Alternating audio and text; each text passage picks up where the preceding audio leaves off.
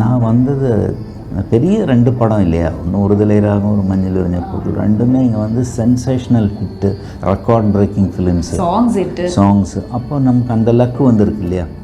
நம்ம எங்கேயோ வந்து சும்மா அந்த ஃபிலிம் இன்ஸ்டியூட்டில் படித்து நேராக ஒன்றும் கஷ்டப்படலை படத்துக்காக. ஜஸ்ட்டு கொஞ்சம் டேரக்டர்ஸ் எல்லாம் போய் பார்த்துருக்கோம், அவ்வளோதான். அதுக்கு மேலே ஒன்றுமே பண்ணலையே. இப்போ ஒரு லக்குன்னு ஒரு ஃபேக்டர் இருக்குது.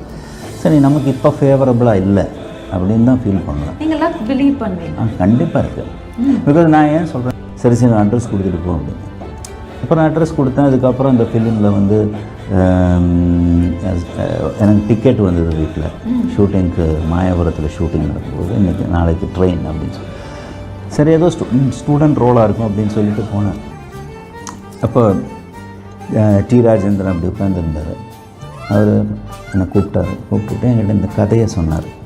ஒருதலை ராகத்தோட ஸ்டோரி, நடுவில் பாட்டும் பாடினார். ஒருதலை வாசம் இல்லாமல் அது. அப்புறம் வாசம் இல்லாமல் இது, அவ்வளோதான், ரொம்ப மறந்துட்டேன். அப்புறம் நிறைய கூடையில் கருவாடு இந்த பாட்டெல்லாம் பாடிக்கிட்டு இருந்தார். சொன்னார், நீ தான் அப்போ அந்த ராஜாவை நடிக்கிறேன். ராஜாவை அது ரொம்ப லேட் ஆகிட்டேன்னு இப்படி சொன்னார் அப்படின்னு. அப்போ கொஞ்சம் அவர்கிட்ட கொஞ்சம் பழகிட்டோம் இல்லையா. அப்போ கேட்டேன். அப்போ சொன்னார், நீ எப்படி செலக்ட் ஆனது தெரியுமா அப்படின்னாரு. இல்லை சார், 2 பேரை செலக்ட் பண்ணி வச்சுருந்தோம். இந்த 2 பேரில் யாருன்னு சண்டை போட்டுட்டு இருந்தோம். டி ராஜேந்திரன் ஒரு பக்கம், ராபர்ட் ராஜசேகர் ஒரு பக்கம். இவர் சொன்னாராம் ப்ரொடியூசர், இந்த பையன் நடந்து வரும்போது எனக்கு ஏதோ ராஜா நடந்து வர்ற மாதிரி ஃபீலிங் இருக்குது. இந்த படத்தில் என்னோடய பேர் ராஜா, நடந்து வர்ற மாதிரி ஒரு ஃபீலிங் இருக்குது அப்படின்னு.